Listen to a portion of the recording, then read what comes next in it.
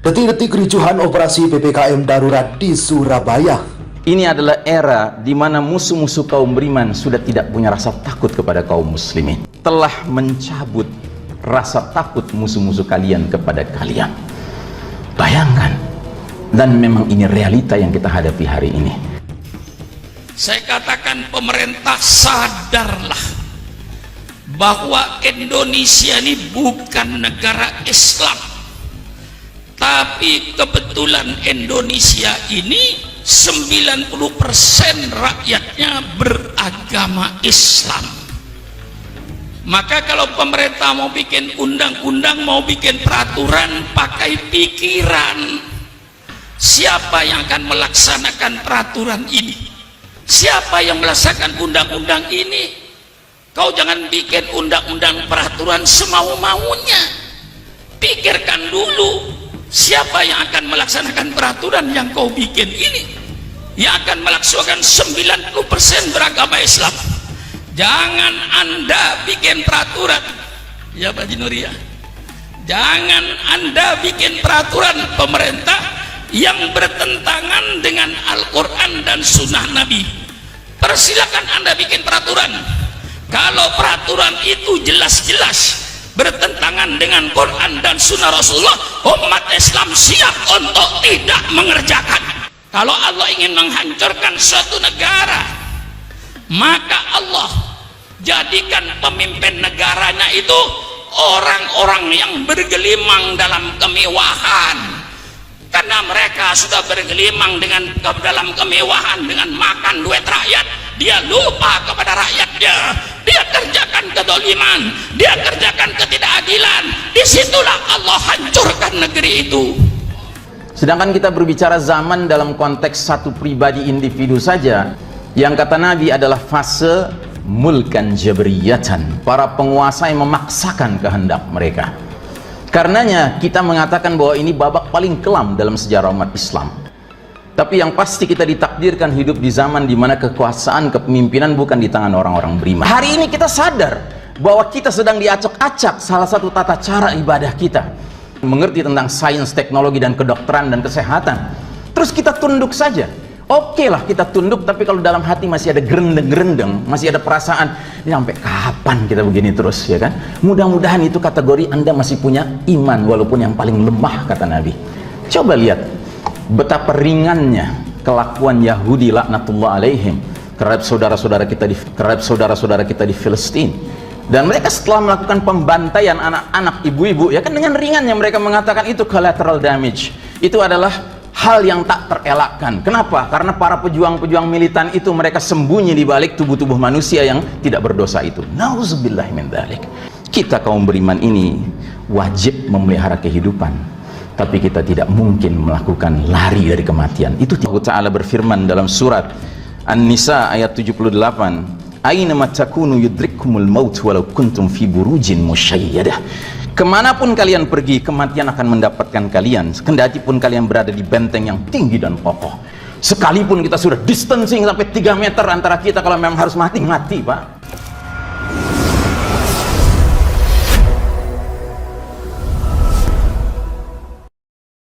Detik-detik kericuhan operasi PPKM darurat di Surabaya. Operasi PPKM darurat di Bolak, Banten, Kenjeran, Surabaya pada Sabtu 10 Juli malam berakhir ricuh. Warga yang tak terima ditertibkan melawan dan melempari mobil polisi. Kejadian itu bermula pada pukul 22.00 waktu Indonesia Barat saat bertugas gabungan yang terdiri dari Polsek Kenjeran, Satpol PP, dan Kecamatan menggelar operasi PPKM darurat. Saat itu petugas hendak menyita KTP pengunjung di salah satu warung di Jalan Bhinneka Raya, Bolak, Banten baru. Namun penyitaan itu kemudian dilawan oleh warga dengan teriakan tantangan ke petugas. Teriakan itu juga kemudian mengundang warga lain dan akhirnya terjadilah aksi pelemparan dan pengejaran petugas. Kala jumlah petugas kemudian lari dan masuk ke mobil operasional, namun lemparan dan pukulan ke mobil petugas terus dilakukan massa sambil meneriakkan kata umpatan dan usiran. Operasi pada warung-warung yang masih buka di atas pukul 20.00 waktu Indonesia Barat memang rutin digelar selama PPKM darurat. Adapun yang diketahui masih buka, petugas tak segan menindak menyita KTP, bahkan para pedagang dikenai denda Rp150.000 hingga Rp500.000. Kapolres Pelabuhan Tanjung Perak Surabaya AKBP Ganis Sentianingrum mengaku menyayangkan aksi warga sebab operasi PPKM darurat itu digelar untuk keselamatan dan kesehatan bersama dari pandemi COVID-19 yang semakin menggila. Tentunya kami sangat menyayangkan atas kejadian tersebut, oleh karena itu kami mengharapkan agar masyarakat mendukung kebijakan pemerintah pusat terkait PPKM darurat demi kesehatan dan keselamatan bersama, terang Ganis. Menurut Ganis, kericuhan antara petugas dan warga itu disertai perusakan yang dilakukan warga. Tercatat ada satu unit mobil milik Polsek Kenjeran pecah kacanya akibat lemparan dan pukulan benda keras dari warga. Ya, ada satu unit milik Polsek Kenjeran dan terkait kejadian perusakan tersebut sedang ditindaklanjuti, terang Ganis. Warga yang tak terima ditertibkan melawan dan melempari mobil polisi. Kejadian itu bermula pada pukul 22.00 waktu Indonesia Barat saat bertugas gabungan yang terdiri dari Polsek Kenjeran, Satpol PP dan Kecamatan menggelar operasi PPKM darurat. Saat itu petugas hendak menyita KTP pengunjung di salah satu warung di Jalan Bhinneka Raya, Bolak Banteng Baru. Namun penyitaan itu kemudian dilawan oleh warga dengan teriakan tantangan ke petugas. Teriakan itu juga kemudian mengundang warga lain dan akhirnya terjadilah aksi pelemparan dan pengejaran petugas. Kala jumlah petugas kemudian lari dan masuk ke mobil operasional, namun lemparan dan pukulan ke mobil petugas terus dilakukan massa sambil meneriakkan kata umpatan dan usiran. Operasi pada warung-warung yang masih buka di atas pukul 20.00 waktu Indonesia Barat memang rutin digelar selama PPKM darurat. Adapun yang diketahui masih buka, petugas tak segan menindak menyita KTP, bahkan para pedagang dikenai denda Rp150.000 hingga Rp500.000. Kapolres Pelabuhan Tanjung Perak Surabaya AKBP Ganis Sentianingrum mengaku menyayangkan aksi warga sebab operasi PPKM darurat itu digelar untuk keselamatan dan kesehatan bersama dari pandemi COVID-19 yang semakin menggila. Tentunya kami sangat menyayangkan atas kejadian tersebut, oleh karena itu kami mengharapkan agar masyarakat mendukung kebijakan pemerintah pusat terkait PPKM darurat demi kesehatan dan keselamatan bersama, terang Ganis. Menurut Ganis, kericuhan antara petugas dan warga itu disertai perusakan yang dilakukan warga. Tercatat ada satu unit mobil milik Polsek Kenjeran pecah kacanya akibat lemparan dan pukulan benda keras dari warga. Ya, ada satu unit milik Polsek Kenjeran dan terkait kejadian perusakan tersebut sedang ditindaklanjuti, terang Ganis.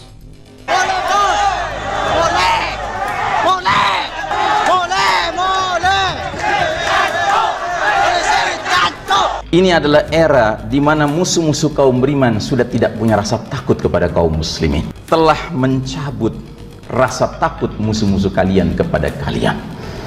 Bayangkan. Dan memang ini realita yang kita hadapi hari ini. Saya katakan pemerintah sadarlah bahwa Indonesia ini bukan negara Islam. Tapi kebetulan Indonesia ini 90% rakyatnya beragama Islam. Maka kalau pemerintah mau bikin undang-undang, mau bikin peraturan, pakai pikiran. Siapa yang akan melaksanakan peraturan ini? Siapa yang melaksanakan undang-undang ini? Kau jangan bikin undang-undang peraturan semau-maunya. Pikirkan dulu, siapa yang akan melaksanakan peraturan yang kau bikin ini, yang akan melaksanakan 90% beragama Islam. Jangan Anda bikin peraturan, ya Pak Jinuri ya, jangan Anda bikin peraturan pemerintah yang bertentangan dengan Al-Quran dan Sunnah Nabi. Persilakan Anda bikin peraturan. Kalau peraturan itu jelas-jelas bertentangan dengan Quran dan Sunnah Rasulullah, umat Islam siap untuk tidak mengerjakan. Kalau Allah ingin menghancurkan suatu negara, maka Allah jadikan pemimpin negaranya itu orang-orang yang bergelimang dalam kemewahan. Karena mereka sudah bergelimang dalam kemewahan dengan makan duit rakyat, dia lupa kepada rakyatnya. Dia kerjakan kedoliman, dia kerjakan ketidakadilan. Disitulah Allah hancurkan negeri itu. Sedangkan kita berbicara zaman dalam konteks satu pribadi individu saja, yang kata Nabi adalah fase mulkan jabriyatan, para penguasa yang memaksakan kehendak mereka. Karenanya kita mengatakan bahwa ini babak paling kelam dalam sejarah umat Islam. Tapi yang pasti kita ditakdirkan hidup di zaman di mana kekuasaan kepemimpinan bukan di tangan orang-orang beriman. Hari ini kita sadar bahwa kita sedang diacak-acak salah satu tata cara ibadah kita. mengerti tentang sains, teknologi, dan kedokteran dan kesehatan. Terus kita tunduk saja. Oke lah kita tunduk, tapi kalau dalam hati masih ada gerendeng-gerendeng, masih ada perasaan, ini sampai kapan kita begini terus, ya kan? Mudah-mudahan itu kategori Anda masih punya iman, walaupun yang paling lemah, kata Nabi. Coba lihat betapa ringannya kelakuan Yahudi laknatullah alaihim terhadap saudara-saudara kita di Filistin. Dan mereka setelah melakukan pembantaian anak-anak, ibu-ibu, ya kan, dengan ringannya mereka mengatakan itu collateral damage. Itu adalah hal yang tak terelakkan. Kenapa? Karena para pejuang-pejuang militan itu mereka sembunyi di balik tubuh-tubuh manusia yang tidak berdosa itu. Nauzubillah min dzalik. Kita kaum beriman ini wajib memelihara kehidupan, tapi kita tidak mungkin melakukan lari dari kematian. Itu Allah Ta'ala berfirman dalam surat An-Nisa ayat 78, aina ma takunu yudrikkumul maut walau kuntum fi burujin musyayyadah. Kemanapun kalian pergi, kematian akan mendapatkan kalian, kendati pun kalian berada di benteng yang tinggi dan kokoh. Sekalipun kita sudah distancing sampai 3 meter antara kita, kalau memang harus mati, Pak.